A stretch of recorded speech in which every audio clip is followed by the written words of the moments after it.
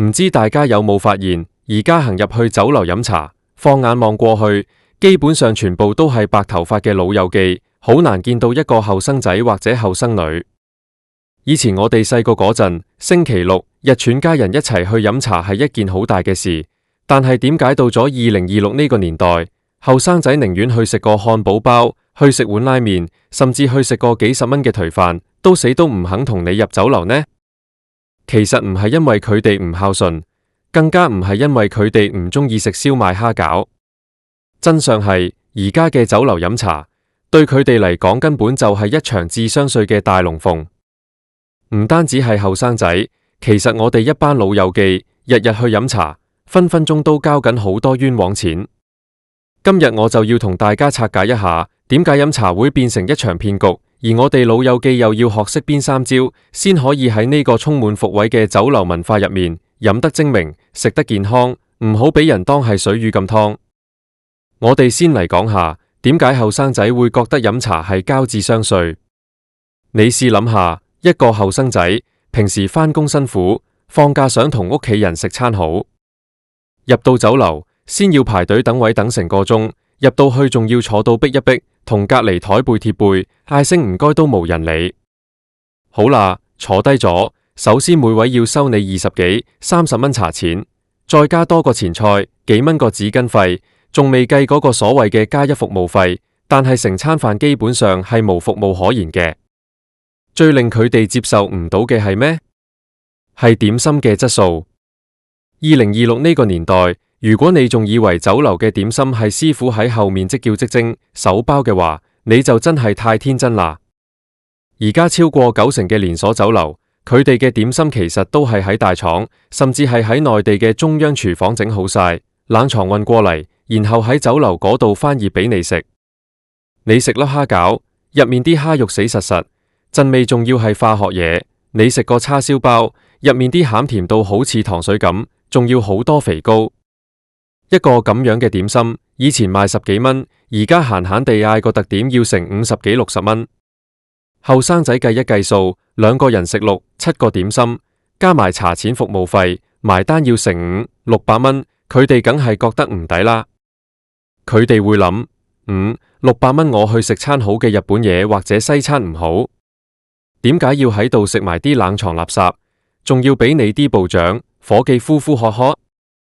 呢個就係後生仔同我哋老友記嘅思維差異。我哋老友記去飲茶係求個情懷，求個熱鬧，求個地方坐下傾下偈。但係我哋唔可以因為咁就任人劏價嘛。大家有冇發現而家啲酒樓嘅餐牌寫得越來越花巧？乜嘢金箔鮮蝦餃、黑松露燒賣，聽落去好似好高級，其實就係加少少黑松露醬或者貼塊金箔，就收你貴多20蚊。呢啲咪就係典型嘅智商稅咯。而且最令我擔心嘅係健康問題。以前啲大師傅整點心係講究功夫，講究食材原味，而家為咗大量生產，為咗成本低，啲冷藏點心入面加咗幾多防腐劑、增味劑、磷酸鹽，我哋根本唔知。對於我哋呢啲60幾、70幾歲嘅老友記嚟講，長期食呢啲高鈉、高油、多化學添加嘅嘢，身體點頂得順？所以我哋一定要學識點樣去分辨，點樣去揀，先至唔會賠了夫人又折兵。好啦，講咗咁多，重點嚟啦。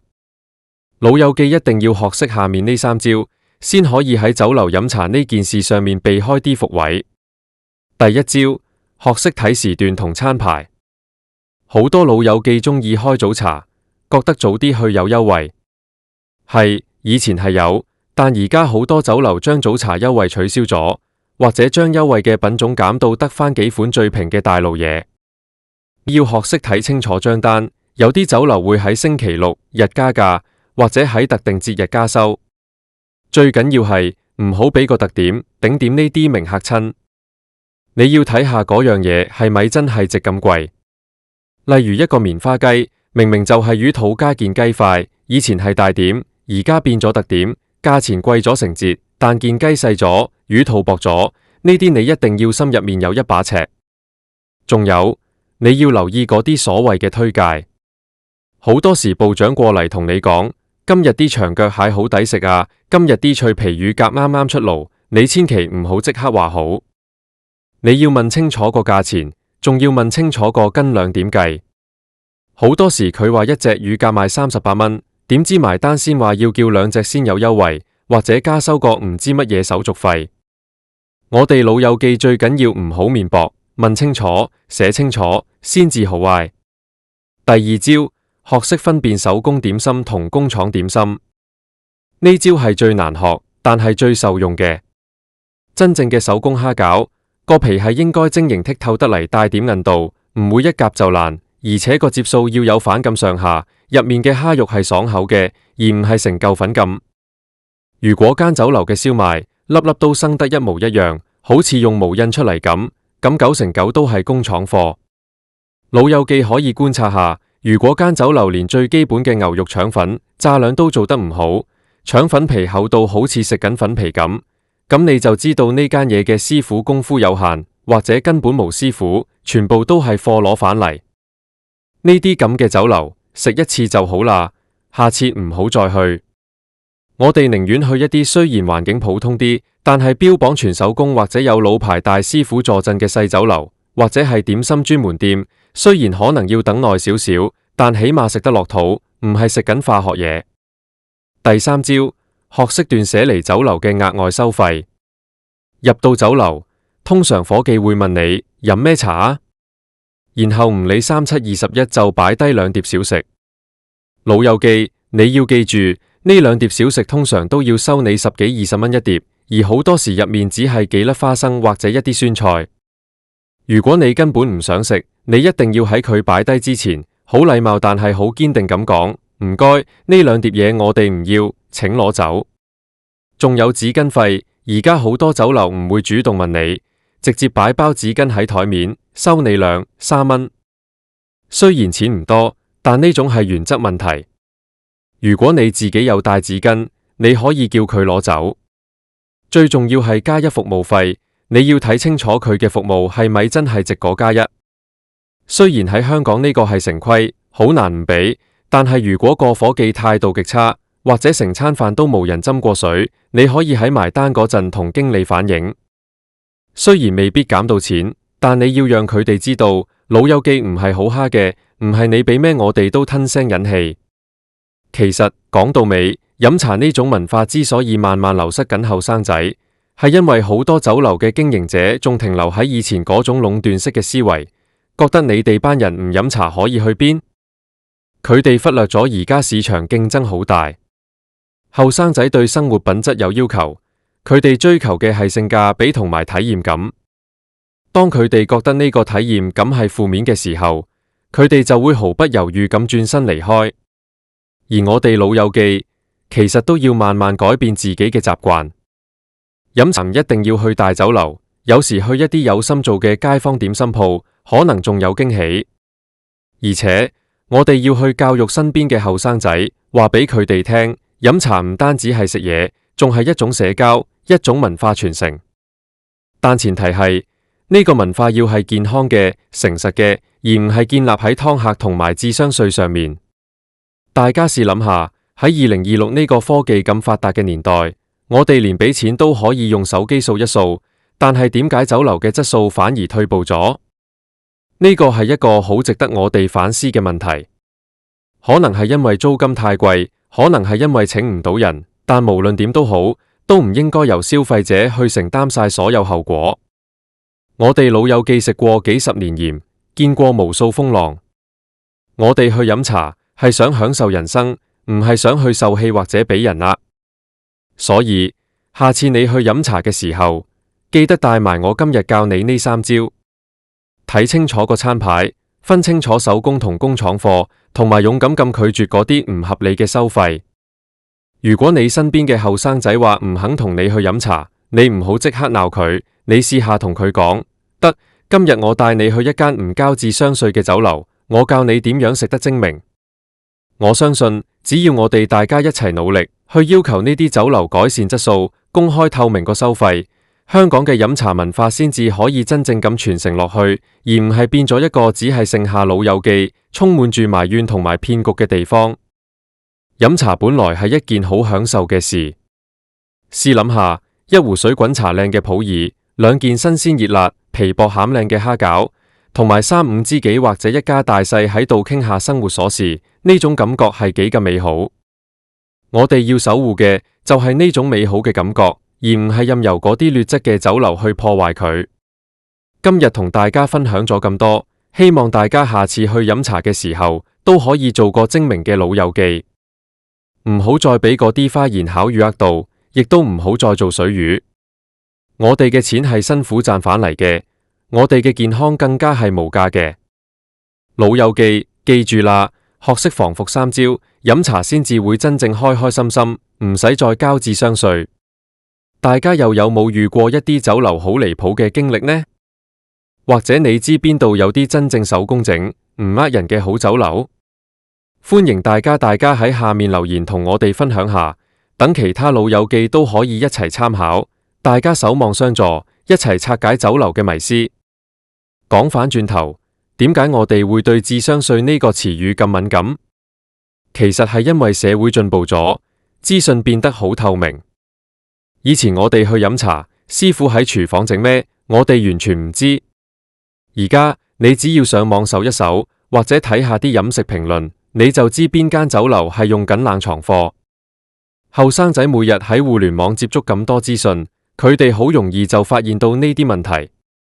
當佢哋見到一籠賣到50蚊嘅蝦餃，竟然同超市賣10幾蚊包嘅冷藏蝦餃味道一模一樣嘅時候，佢哋內心嗰種崩潰同憤怒係好可以理解嘅。所以酒樓嘅經營者如果唔想喺2026之後慢慢被淘汰，就一定要正視呢個問題。你唔可以再當消費者係傻嘅。如果你賣手工點心，你就要真係做出手工嘅品質。如果你係用冷藏貨，你就要將價錢調低返去一個合理嘅水平，而唔係掛羊頭賣狗肉，用高級嘅裝修同埋花巧嘅名目去掩蓋食材嘅低劣。對我哋老友記嚟講，我哋亦都要學識與時並進。雖然我哋未必好似後生仔咁識用手機揾晒所有資料，但係我哋有豐富嘅人生經驗。我哋嘅條理係最誠實嘅。如果你覺得陣味唔對路，如果你覺得服務態度好差，你就唔好再返去嗰間酒樓。我哋嘅消費選擇，其實就係對酒樓最好嘅監督。當大家都不約而同咁唔再去嗰啲劣質酒樓嘅時候，市場自然就會逼佢哋去改進，或者將佢哋淘。仲有一點好重要，就係我哋要鼓勵後生一輩參與多啲。有時同後生仔去飲茶，你可以叫佢哋幫手睇下個網上評價，或者叫佢哋幫手掃下 QR code 點餐，因為而家好多酒樓用手機點餐會有特別優惠。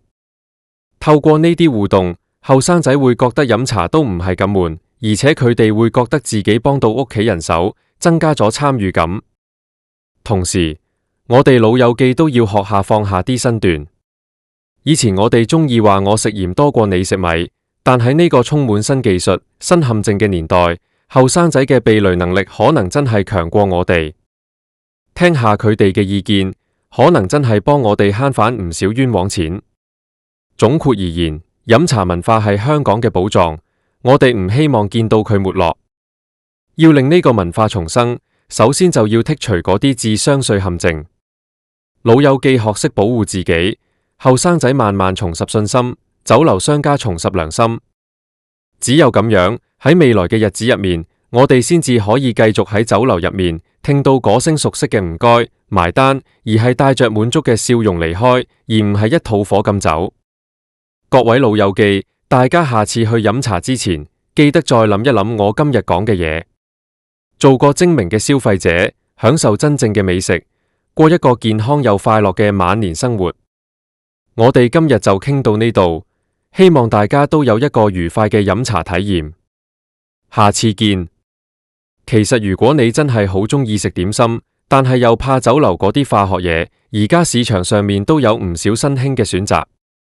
例如一啲小型嘅點心專門店，佢哋通常都係幾個由大酒樓出嚟嘅師傅夾份開嘅。雖然裝修無咁華麗，但係佢哋真係用心去做每一粒燒賣，每一件蝦餃。而且因為佢哋鋪頭細，人手精簡，佢哋嘅價錢往往比大酒樓仲要平，呢啲先至係真正嘅性價比。同埋，老友記可以試下喺屋企整一啲簡單嘅點心。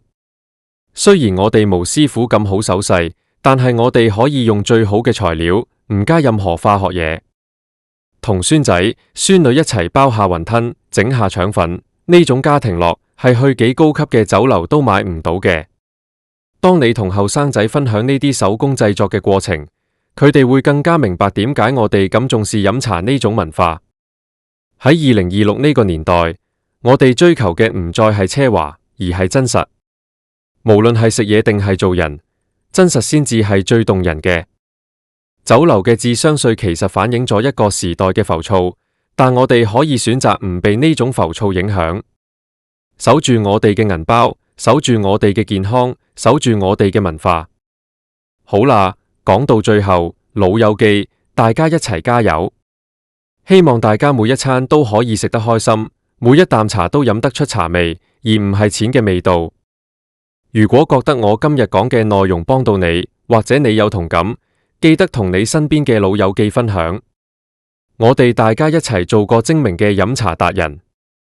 飲茶嘅學問真係講足一日都講唔完。除咗食嘢同埋防服，其實飲茶入面嘅禮儀都係一門學問。雖然而家好多後生仔都唔識，但我哋可以慢慢教佢哋。好似人哋幫你斟茶，你要用手指敲下台面表示謝意。呢啲細節其實都係增加飲茶樂趣嘅一部分。